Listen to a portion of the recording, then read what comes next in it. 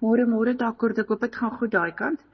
Koert, ek wil vir jou 'n vraag vra. Daar, jy weet, elke keer kom daar iets nuuts by en jy weet, dan leer mense nou weer iets, dan val die huisbak, nou gaan die huisbak weer op, soos 'n mens kan sê. Maar ek wil jou vanmôre 'n vraag vra.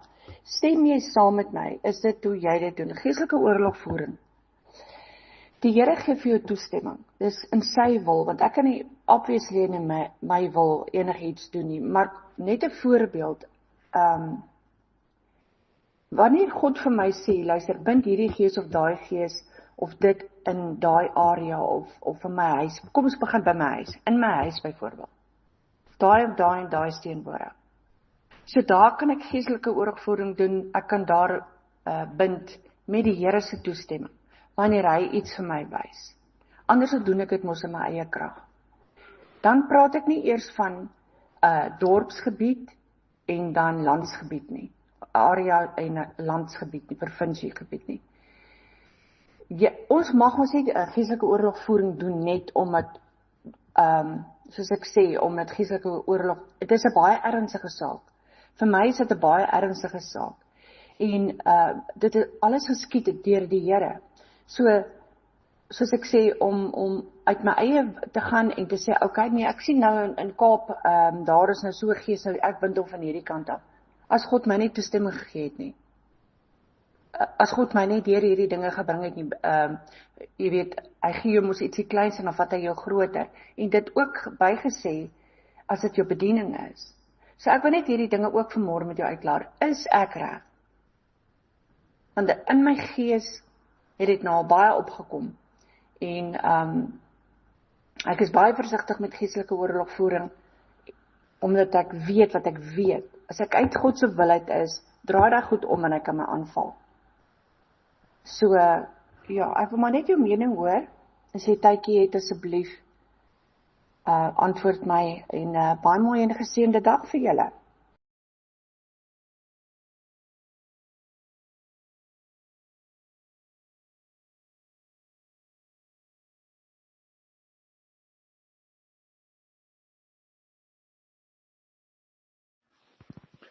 Kim, goeiemôre, altyd lekker om van jou te hoor en ek vertrou jy het 'n goeie, ekskuus tog 'n geseënde naweek agter die rug en ons is baie positief vir hierdie dag en vir die week.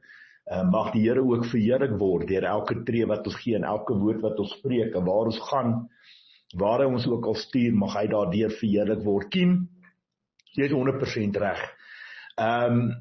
Jy weet, vir alles het bevryding kom. En dat ek vir jou sê, daar's nie 'n manier. 'n Persoon kan huil, hy kan plat lê op die grond. Ek sal absoluut niks doen as ek daai opdrag van die Here af ontvang nie, want jy weet wat, daar waar jy dinge begin doen, daar waar jy begin optree en dinge sê en doen, en God het jou nie daai opdrag gegee nie, dan tree jy as God op, dan wil jy self God wees. Verstaan my punt? Ja, ons moet gesag autoriteit vat en ons moet bid. Maar vir my, jy weet, ek kan vir 2 ure aan mekaar bid.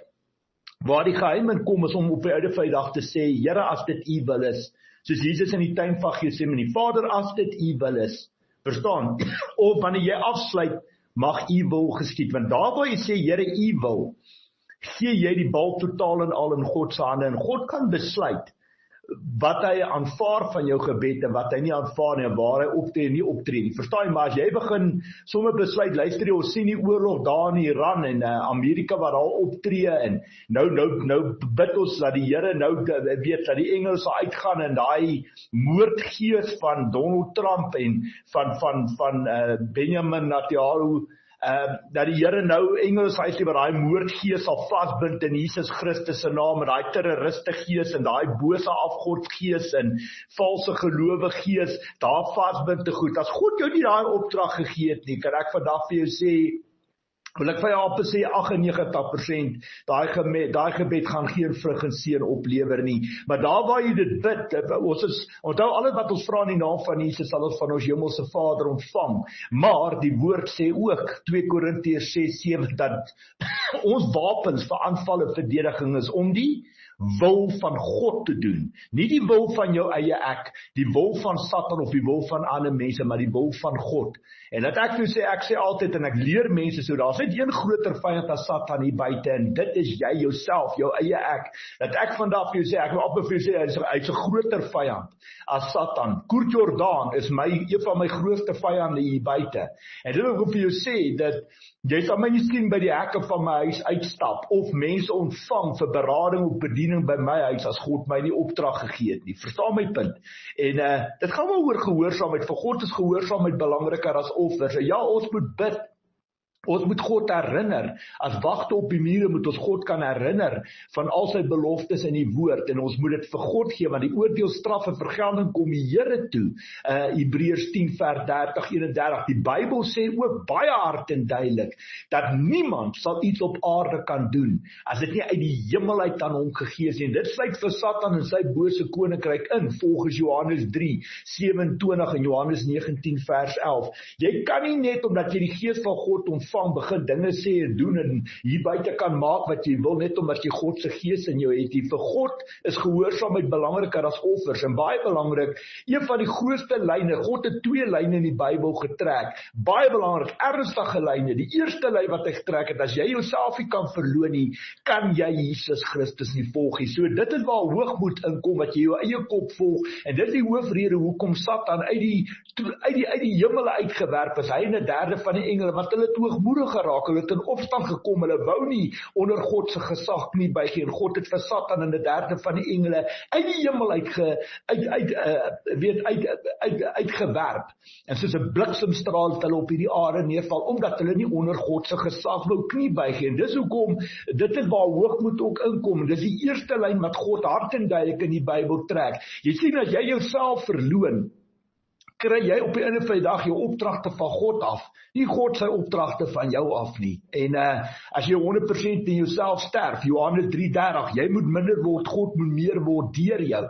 So dit is baie belangrik, jy nie jou eie kop volg nie, want jy gaan op die einde van die dag, ja, ons moet in geloof kan optree, maar ons moet ook gehoorsaam wees. Dis hoekom die woord sê, my skape sal die herder se stem kan hoor. Geloof is baie belangrik, maar gehoorsaamheid is net so belangrik, want jy moet die opdragte van God ontvang, dit toets binne jou gees en jou hart.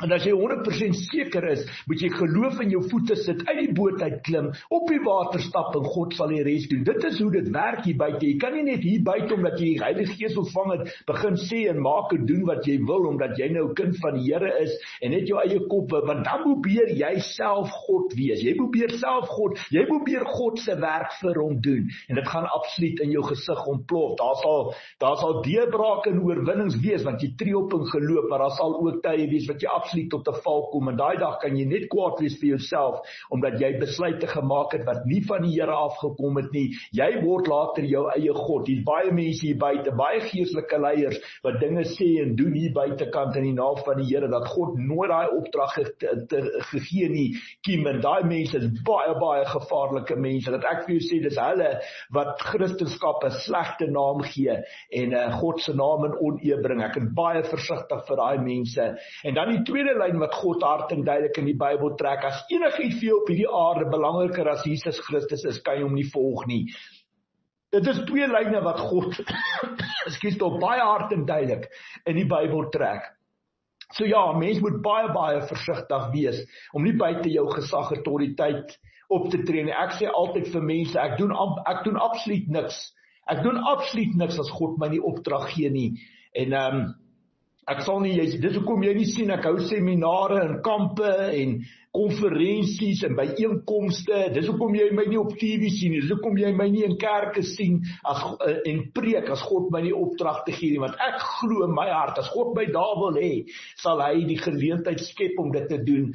Mense sal my uitnooi en ek sal bid tot die Here, en God se seën sal daaroor wees, hy sal dit bevestig met my, en outomaties sal die finansies en al daai goeders in plek wees, en sal die Here vir my deure oopmaak om suksesvol te wees in dit wat ek aanpak, en hy sal sal vir my die woord op my tong lê wat gespreek moet word. Verstaan my punt? Want jy kan nie daar instap en mense styks gee om te eet nie. Party mense drink melk in hulle geloof. Jy moet hulle stadig maar seker begin voed. Jy kan baie van hulle kan jy nie met vaste kos voer nie omdat hulle nog babatjies is in die geloof. En dis hoekom dit gaan alles oor geloof en gehoorsaamheid kiem. So ja, jy het hierdie dinge baie mooi opgesom.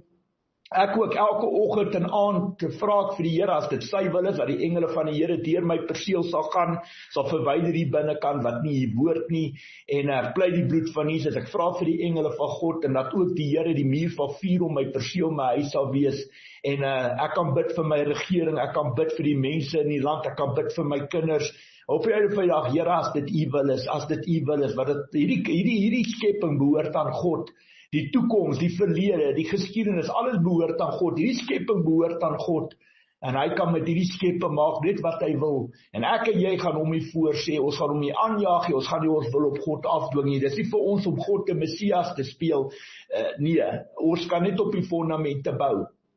Wat Jesus vir ons nagelaat op die sporetrap wat hy vir ons uitgelê het. Maar die stem van die Heilige Gees speel 'n kritieke rol. En soos ek weer eens vir jou sê, het geloof is belangrik, ja, maar gehoorsaamheid is net so belangrik. Jy moet met God 'n verhouding in gees in jou hart hê, want daar waar jy optree, wat jy mense sê ek gaan uit en ek beraad en doen bevryding op mense, en God het nie daai opdrag gegee nie. Klaar Satan my aan in die troonkamer en eis sy regte op en sal daar absoluut geen vrug en seën op daai mense wees. Om die waarheid sal ek daai mense gooi vir die varke en sal daar geen vrug en seën wees nie. Dis hoekom dit belangrik is dat as jy jouself as 'n 100% heilige offer vir God gee, Romeine 12 vers 1 tot 5, sterf jy in jouself 100% offer, en kry jy jou opdragte van God af, nie God sy opdragte van jou af nie.